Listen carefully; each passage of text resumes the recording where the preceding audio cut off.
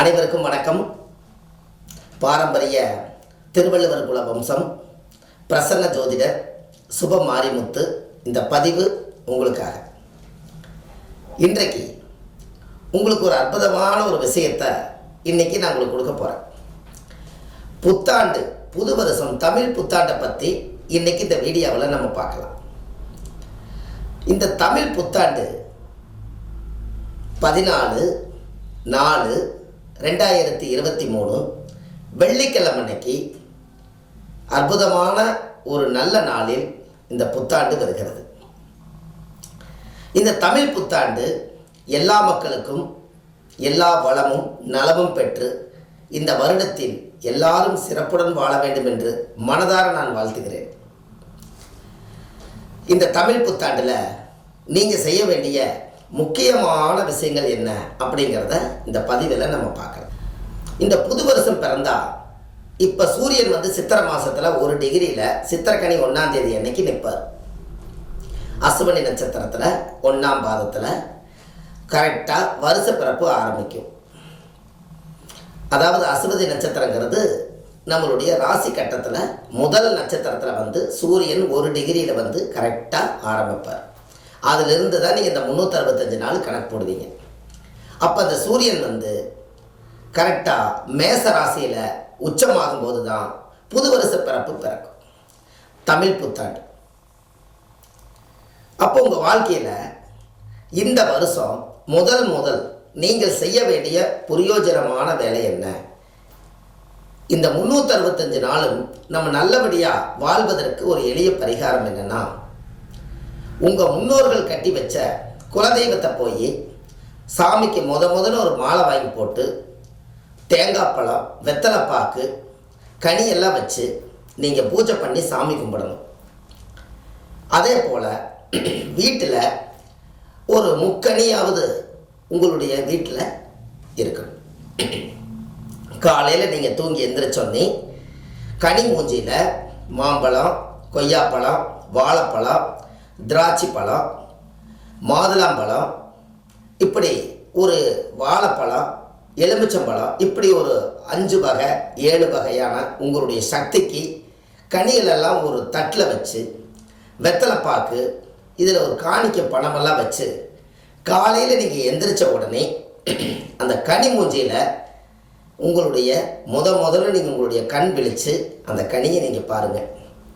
உங்கள் வாழ்க்கையில் ஒரு வெளிச்சத்துக்கு நீங்கள் வருவீங்க. அப்போது அந்த கனியில் ஒரு அற்புதமான ஒரு விஷயம் என்ன அப்படின்னு கேட்டிங்கன்னா, எல்லாமே உயிருள்ள மண்ணிலிருந்து வரக்கூடிய உண்மையான கனிகள் சுவாமிக்கு நைவேத்தியம் பண்ணக்கூடிய கனிகளுக்கு ஒரு சக்தி உண்டு. அதுலேயே பணம், நாணயம் எல்லாம் வச்சுருங்க. இதெல்லாம் வச்சு முடிச்சு பார்த்துட்டு இந்த கையில் இந்த 10 விரலை நம்பித்தான் நம்ம இந்த உலகத்தில் வாழ்கிறோம். இந்த 10 விரல் இல்லாமல் எந்த பொருளையும் நம்ம கையில் எடுக்க முடியாது. அதனால் இந்த கை தான் நம்பிக்கை. இந்த கையை பார்த்து 2 கையும் பிரித்து இந்த பிரபஞ்சம், நீர், நெருப்பு, காற்று, பூமி, ஆகாயம், இந்த பஞ்ச பூதங்கள் எனக்கு இயற்கையாக இருந்து என் உடலையும் பாதுகாத்து நான் செய்யக்கூடிய தொழிலுக்கும் உறுதுணையாக இருந்து வழிநடத்துன்னு சொல்லி மனதார இதை கண் விழித்து எல்லா கையும் ஒரு 3 முறை சேர்த்தி தேய்ச்சி உங்களுடைய முகத்தில் இதுதான் எனக்கு வாழ்க்கையில் ஒரு ஆதாரத்தை கொடுக்கக்கூடிய கை, அதுவே தும்பிக்கை ப்ளஸ் நம்பிக்கை அப்படின்னு சொல்லி மனதார உங்களுடைய கண்ணை, உங்களுடைய 10 விரலையும் உள்ளங்கையில் ரேகையும் முடிச்சு பாருங்கள். இந்த கையை நம்பித்தான் நம்ம வாழ்க்கையே இருக்குது. இது நீங்கள் கண்டிப்பாக செய்யணும். இது முடிச்சுட்டு நீங்கள் குலதெய்வம் கோயிலும் போயிட்டு வரணும்னு சொல்லியாச்சு. அதே போல் உங்களுடைய வீட்டில் பெற்ற தாய் தந்தை இருந்தாங்கன்னா அவங்கள காலை தொட்டு வணங்குங்க. நல்ல சபரிமான வாய்ப்பு இருந்தால் பாத பூஜையும் கூட பண்ணுங்கள். அவங்க கிட்ட பெத்ததாய் கிட்ட ஒரு ஆசீர்வாதம் வாங்கினீங்கன்னா அருமையான விஷயம். ஏன் அப்படின்னா, சூரியன் உச்சமாக இருக்கிறதுனால நம்மளை உருவாக்குனவர் அப்பா, சுமந்தவங்க அம்மா. இவங்க 2 பேர்த்துக்கும் நமக்கு ஒரு மிகப்பெரிய பொருத்தம் உண்டு. இந்த பிரபஞ்ச சாட்சியாக அவங்க கிட்ட மனசார ஒரு காலத்தொட்டு கும்பிட்டு இந்த வருடத்தில் உனக்கு எந்த குறையும் வராது, நீ நல்லா இருப்பேன்னு சொல்லி பெற்றவங்க வாழ்த்தினாலே இதை தாண்டி வேறு எதுவுமே இல்லை. இது எல்லாம் முடிச்சுட்டு குலதெய்வம் கோயிலுக்கெல்லாம் போயிட்டு வந்துட்டு உங்கள் வீட்டில் ஒரு விளக்கு ஏற்றுங்க. இந்த விளக்கு ஏற்றும் போது ஒரு மந்திரம்னு சொல்லுங்கள். இந்த மந்திரத்தை நீங்கள் எழுதி வச்சுக்கோங்க.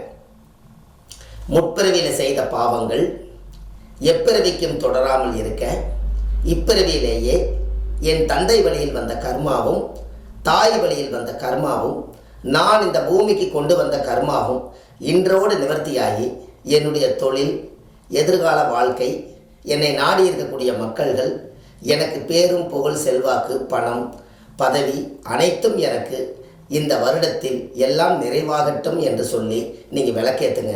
உங்கள் வாழ்க்கை ரொம்ப சிறப்பாக இருக்கும்.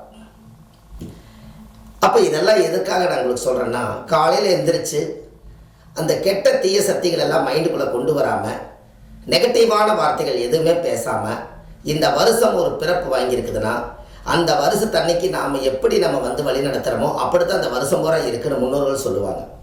அதனால் அன்னத்தன்னைக்கு யாரும் மன வருத்தப்படாமல், யாரு கூட பிரச்சனைகள் உருவாக்காமல், யாரும் அன்னைக்கு போய் கடன் கேட்காம, கடன் கொடுக்காம, அன்னைக்கு ஒரு நாள் மட்டும் உங்களுடைய பிறந்தநாள் எப்படியோ அதுபோல் வருஷத்தில் ஒரு நாள் பிறந்தநாள் அன்னத்தன்னைக்கு நல்லா வாழ்ந்தவங்க கிட்ட போய் ஆசீர்வாதம் வாங்கிட்டு வாங்க. ஜீவசமாதி கோவில்களுக்கு போயிட்டு வாங்க. அதே போல் இந்த கர்மா காரியத்தை எல்லாம் தடுத்துருங்க. குழந்தை பிறந்த வீடு, வயசுக்கு வந்த வீடு, இறப்பு வீடு, இதுகளுக்கெல்லாம் போக வேண்டாம். முதல் நாள் சித்திரக்கனி அன்னைக்கு இதெல்லாம் போகாதீங்க. எதுவாக இருந்தாலும் அடுத்த நாள் வச்சுக்கோங்க. காலையில் சூரிய உதயத்தில் இருந்தே நீங்கள் வந்து இந்த பூஜை வழிமுறைகளை எல்லாம் நீங்கள் தொடங்கலாம். இதெல்லாம் உங்களுக்கு இந்த வருஷம் ஒரு சிறப்புடன் வாழக்கூடிய வருஷம். அதே போல் நம்மளை எல்லாம் நவகிரகம்தான் நம்ம ஜாதகத்தில் நிறைவு குறைவு எல்லாத்தையும் நவகிரகம்தான் பார்க்குது. இந்த திதி, நட்சத்திரம், யோகம், கரணம், கிழமை, இந்த 5 அங்கங்கள் தான் பஞ்ச அங்கமாக உருவாய்த்தான் பஞ்சாங்கம்னு சொல்லி வருஷ பிறப்பன்னைக்கு சித்திரக்கனி அன்னைக்கு பஞ்சாங்கத்துக்கு பொட்டு சந்தனம் வச்சு நீங்கள் வந்து இந்த வருஷம் நம்மளுக்கு வரவு எவ்வளவு, செலவு எவ்வளவுன்னு அதிலேயே நம்மளுக்கு வருஷ கந்தையும் கொடுத்துருப்பாங்க. இதையெல்லாம் நீங்கள் பார்க்கலாம். அதனால் எல்லா வீட்டிலையுமே இந்த உலகத்தை பற்றி, நாட்டு நடப்பை பற்றி, இந்த கிரக ரீதியாக கணிச்சு போடக்கூடிய பஞ்சாங்கம் ஒன்று வாங்கி வைங்க. உங்கள் குடும்பத்தில் எல்லா நவகிரகங்களும் வாசம் செய்யும். முன்னோர்கள் அந்த காலத்தில் எல்லா வீட்லேயும் ஒரு பஞ்சாங்கம் வச்சுருப்பாங்க. சாதாரணமாக ஒரு பள்ளி விழுந்துட்டாலும் கூட அந்த பள்ளி எந்த திசை நோக்கி விழுந்தது, எந்த அங்கத்தில் விழுந்ததோ அதையை பார்த்து அதுக்குரிய பரிகாரம் அதில் போட்டிருக்கா, அதை சொல்லுவாங்க முன்னோர்கள். அதுக்கு பஞ்சாங்கம் தான் ஆதாரம். இன்றைக்கி அதெல்லாம் இருந்துச்சு, முன்னோர்கள் இல்லை, அதை வாங்கி பாதுகாப்பு பண்ணுறக்கு ஆட்கள் இல்லை. அப்படி இல்லைன்னு நாம் ஏன் இனிமேல் நினைக்கிறோம்? ஒரு 100 ரூபாய் தான் வரும் இந்த பஞ்சாங்கம். ஒரு பஞ்சாங்கம் வாங்கி வச்சா ஒரு வருஷத்துக்கு நல்லது கெட்டது பார்த்துக்கலாம், பிறப்பு இறப்பு எல்லாம் பார்த்துக்கலாம். அப்படி இருக்கிற ஒரு பஞ்சாங்கத்தை எத்தனையோ நம்ம புக்கு வாங்கி வீட்டில் அடுக்கி வைக்கிறோம். எத்தனையோ ஒரு புக்ஸுகளெல்லாம், பெரிய பெரிய நல்ல நூல்களெல்லாம் வாங்கி அடுக்கி வைக்கிறோம். அன்றாடம் கரண்ட்டில் போயிட்டு இருக்கக்கூடிய கிரகங்களும், நட்சத்திரங்களும், ராசிகளும், லக்கணங்களையும், ஓரைகளையும் தெரிஞ்சுக்கிறதுக்கு ஒரு பஞ்ச அங்கங்கள் வந்து இருந்தால் நல்லது தானே. அதனால் ஒரு பஞ்சாங்கம் கடையில் போய் நீங்கள் வாங்கிட்டு வந்து புது வருஷத்தன்னைக்கு ஒரு பொட்டு சந்தனம் வச்சு நீங்கள் சாமி கும்பிட்டு நீங்கள் தினம் தினம் அந்த பஞ்சாங்கத்தில் என்னென்ன நாள் போயிட்டுருக்குது, என்ன நட்சத்திரம் போயிட்டுருக்குது, என்ன திதி போயிட்டுருக்குது, அது யோகம் என்ன, எல்லாம் நீங்கள் தெரிஞ்சுக்கிறதுக்கு அந்த பஞ்சாங்கம் ஒரு மூலாதாரம். அது நீங்கள் வாங்கி வைங்க. ஒரு காலத்தில் எல்லா வீட்லேயும் ஆன்மீகம் இருந்துச்சு. அது காரணமே இந்த பஞ்சாங்கம் தான் மூலாதாரம். இதுலேருந்து தெரிஞ்சு தான் ஆன்மீகத்தை வளர்த்துனாங்க. ஒரு சாதாரணமாக நீங்கள் ஒரு கோவிலில் வந்து ஒரு சாமிக்கு மிகப்பெரிய சக்தி இருக்குது, இந்த கோவிலில் போய் நீங்கள் வழிபட்டீங்கன்னா நல்லா இருக்குன்னு சொல்லி முன்னோர்கள் சொல்லி வச்சாங்க. அதே முன்னோர்கள் வந்து அதே பஞ்சாங்கம் பார்த்து, திதி பார்த்து, நட்சத்திரம் பார்த்து, யோகம் பார்த்து, கரணம் பார்த்து, ஓரை பார்த்து தானே அந்த சிவலிங்கத்தை பிரதிஷ்டை பண்ணியிருப்பாங்க. அதுக்கு அந்த பஞ்சாங்கம் தானே மூலாதாரம். அப்போ சக்தி இங்கிருந்து தானே அங்கே போயிருக்கு. அவ்வளோ பெரிய வான சாஸ்திரத்தை கணிச்சு ஒரே ஒரு புக்கில் ஒரு பஞ்சாங்கத்தில் அடக்கியிருக்கிறாங்கன்னா அப்போ முன்னோர்கள் எவ்வளோ பெரிய விஷயத்தை செய்து கொடுத்துருக்காங்க. அந்த ஓலைச்சுவடி தான் நம்ம முன்னோர்கள் அழிஞ்சிக்கிட்டே போச்சு. இன்றைக்கி உள்ள காலத்தில் பிரிண்ட் வந்துருச்சு, செல்ஃபோன் வந்துருச்சு, எல்லாம் வந்ததுனால இன்றைக்கி நீங்கள் ஒரு பஞ்சாங்கத்தை வீட்டில் வச்சு அந்த கையில் எடுத்தீங்கனாலே அத்தனை ஒரு யோகம் இருக்கும். அதனால் இந்த வருஷத்தில் நீங்கள் இதெல்லாம் செய்துட்டு வாங்க. உங்களுடைய வாழ்க்கை நல்லாயிருக்கும். எல்லா ஜோதிடர்களும் நலமுடன் வளமுடன் வாழ்ந்து எல்லா மக்களுக்கும் இந்த வருடத்தில் உறுதுணையாக இருந்து மக்களுக்கு பாதுகாப்பாக வழிநடத்தி கொண்டு போகணும் என்று சொல்லியும், அடியேன் பாரம்பரிய திருவள்ளுவர் குலத்தில் பிறந்து பிரசன்ன ஜோதிடர் சுப மாரிமுத்தாகிய அடியேன் எல்லா மக்களுக்கும் நலமுடன் வளமுடன் நோயில்லாமல் நிம்மதியும் சந்தோஷம் என்னைக்கும் நிரந்தரமாக இருக்க வேண்டும் என்று சொல்லி மனதார வாழ்த்தி இந்த வள்ளுவர் குலத்தில் நான் பிறந்து 30 வருட காலம், சரியாக இந்த வருஷத்தோடு 30 வருட காலம் ஜோதிடத்துறையில் பணிபுரிந்துள்ளேன். 13 வயசில் இந்த ஜோதிடத்துறைக்கு நான் வந்தேன். சித்திரை மாதத்தில் நான் பிறந்தேன். அதே சித்திரை மாதம் வருதுனால கரெக்டாக 43வது வயது தொடக்கம். இந்த 43வது வயது முடிந்து 44 பிறப்பு. அதில் இது கரெக்டாக பாருங்கள், இந்த வருடத்தில் தான் 30 வருஷம் இந்த ஜோதிடத்துறையில் ஒரு அனுபவத்தை சரியாக 30 ஆண்டு காலம் ஆச்சு. இந்த 30 வருஷத்துக்குள்ளே மக்களுக்கு என்னால் முடிந்த அளவு கோவில் கட்டி வச்சுருக்கோம். நிறைய கோவில்களுக்கெல்லாம், பழுதடைந்த கோவில்களுக்கு உதவி செய்திருக்கேன். கும்பாபிஷேகம் நிறைய பண்ணி வச்சுருக்கேன். அனாதை குழந்தைகளுக்கெல்லாம், ஆதரவற்ற குழந்தைகளுக்கெல்லாம் நிறைய ட்ரெஸ்ஸு, சாப்பாடு, ஸ்வீட்டு, அவங்களுக்கு உடம்புக்கு தேவையான பொருள்கள் எல்லாம் நிறைய வாங்கி கொடுத்துருக்கேன். ஒரு 10, 30, 40 ஆசிரமத்துகளுக்கு நிறைய உதவி செய்திருக்கேன். முதியோர் இல்லத்தில் நிறைய உதவிகள் செய்திருக்கேன். ஆதரவற்ற அனாதை பாடிகளுக்கெல்லாம் உதவி நிறைய செஞ்சுருக்கேன். இப்போவும் ஜோதிடர்கள் நிறைய பேர் விளக்கம் கேட்பாங்க. எந்த ஒரு பாகுபாடு இல்லாமல் எனக்கு தெரிஞ்ச விளக்கத்தை நிறைய மக்களுக்கு சொல்லி கொடுத்துருக்கேன். எங்கிட்ட இருக்கக்கூடிய விஷயத்தை நிறைய ஜோதிட மாநாட்டுகளுக்கு அன்னதானங்கள் நிறைய பண்ணியிருக்கேன். இந்த மாதிரி நிறைய சொல்லிக்கிட்டே போகலாம். தெய்வ சாமி சிலைகள் நிறைய செய்து கொடுத்துருக்கேன். இந்த மாதிரி தெய்வ அனுகிரகத்தால் இறைவன் கொடுக்க நினைப்பதை மனிதன் தடுக்க முடியாதுங்கிற மாதிரி இறைவன் கொடுத்தார், மனிதர் செய்தார், அவ்வளோதான். எல்லாமே என்னுடைய பெற்ற தாய்க்கும் என்னை உருவாக்கின பெற்ற தகப்பனுக்கும் என்னுடைய மனமார்ந்த நன்றி. இது என்னுடைய வாழ்க்கையில் 30வது வருஷம், இந்த வருஷ பிறப்பு. இந்த ஜோதிட துறையில் வந்து இவ்வளவு காலம் வளர்ந்து ஜோதிட சுடரொளிங்கிற புக்கு வெளியிட்டிருக்கேன். இப்படி நிறைய திருநங்கைகளுக்கு உதவி செய்வதும், இப்படி எல்லாம் என்னுடைய உதவி செய்வதே என்னுடைய வாழ்க்கையில் ஒரு முதன்மையாக இருந்ததுனால இப்போது எத்தனையோ காணொலியில், திரையுலகத்தில், இந்த மாதிரி டிவிகளில் இப்போ எல்லாம் அடியேன் பேசி வந்துள்ளேன். சுப மாரிமுத்துன்னு எங்கே நீங்கள் யூடியூப்பில் போட்டாலும் ஆயிரக்கணக்கான வீடியோவை இந்த 30 வருடத்துக்குள்ளே பதிவு செய்திருக்கேன். இது எல்லாம் இறைவனுக்கே சமர்ப்பணம். நம்மளை படைத்த கடவுளுக்கும், நான் வணங்கக்கூடிய உபாசன தெய்வங்களுக்கும், நான் வணங்கக்கூடிய தெய்வம் அனைத்துக்கும் என்னுடைய மனமார்ந்த நன்றி. இந்த வருடத்தில் ஏன் நான் வந்து இந்த உலக மக்களுக்கு நான் தெரிவிக்கிறேன்னா, எப்போவுமே ஒரு விஷயத்தை நம்ம செய்து கொண்டிருக்கிறத ஞாபக சக்தி காலங்கள் போக போக குறையுமா ஒழிஞ்சு கூடாது. அப்போ அந்த ஞானம் இருக்கும்போதே மக்களுக்கு நம்ம என்ன செய்தோமோ, என்ன சேவை பண்ணமோ, இதை இன்னும் ஒருத்தருக்கு வந்து இந்த ஒளிபரப்பில் சொல்லும் பொழுது, ஒரு சாதாரணமாக ஒரு ஜோதிடர்கிட்டையும் கூட இந்த காணொலியை பார்க்கும்போது, ஓ இதெல்லாம் தர்மங்கள் செய்ய செய்ய கர்மங்கள் குறையும்னு சொல்கிறாரு, அப்போ ஏதோ நம்ம தர்மம் பண்ணணுங்கிற எண்ணங்களும், எத்தனையோ பேர் காசு பணம் வச்சுக்கிறவங்களுக்கு தர்மம் பண்ணணுங்கிற எண்ணங்களும், செய்யாமல் ஒரு எண்ணத்தை உருவாக்கிட்டே போயிட்டு இருக்கிறவங்களுக்கும், இவங்கெல்லாம் இவ்வளவு செய்து கொண்டு இருக்கிறாங்களே, நாமளும் இனி செய்வோங்கிற ஒரு புரட்சி எடுக்கிறக்கும் இந்த பதிவு உங்களுக்கு உதவியாக இருக்கும்.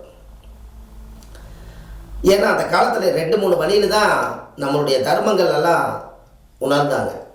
அதனால் இந்த காலகட்டங்கள், இந்த சித்திரக்கனி 1ஆம் தேதி, இந்த வருஷ பிறப்பில் எல்லாமே சிறப்படையணும், இந்த நாடு நலமடையணும், வெள்ளாமைகள் எல்லாம் சிறப்பாக நல்லா வளரணும், நோயில்லாத இந்த உடம்பு ஆரோக்கியமாக இருக்கணும், மருந்து கண்டுபிடிக்காத மருந்தெல்லாம் இந்த உலகத்தில் கண்டுபிடிச்சி மக்களை காப்பாற்றணும், எத்தனையோ நாடுகளில் இருந்து இந்த தமிழ் மக்களுக்கு நல்ல வாழ்த்துக்கள் தெரிவிக்கணும், எல்லா கோவில்களிலையும் பூஜை அனுஷ்டானங்கள் நடக்கணும், எல்லா கோவில்களிலையும் கும்பாபிஷேகம் பண்ணி சாமிக்கு சக்தி ஊட்டி இந்த உலக மக்கள் நலனுக்கு அத்தனைக்கும் தெய்வங்கள் எல்லாம் ஆசீர்வாதம் பண்ணணும்.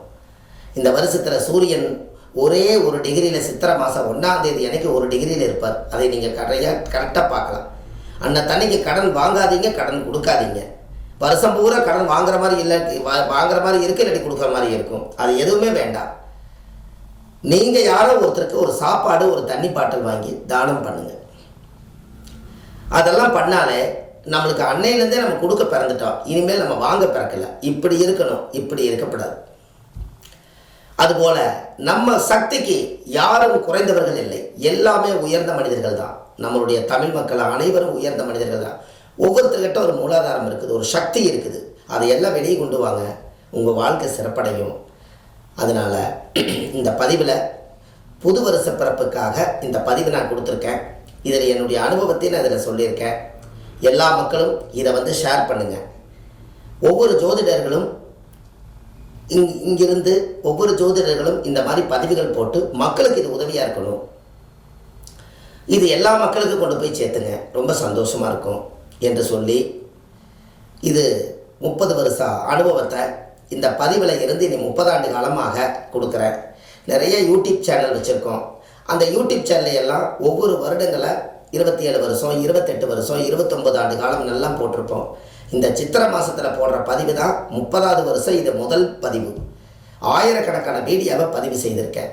அதனால் எல்லா மக்களுக்கும் இந்த புது வருஷ பிறப்பு சிறப்புடன் நலமுடன் வளமுடன் வாழணும் என்று சொல்லி நம்மளுடைய ஆலியாரில் மகரிஷி ஐயா அவர்களுடைய அருட்காப்பை சொல்லி இதையை நல்லபடியாக தொடங்குவோம். அவர்களுக்கு எல்லாம் சுபமாக அமையட்டும். அருட்பேராற்றால் இரவும் பகலும் எல்லா நேரங்களிலும் எல்லா இடங்களிலும் எல்லா தொழில்களிலும் உறுதுணையாகவும் பாதுகாப்பாகவும் வழிநடத்துவாய் அமையுமாக.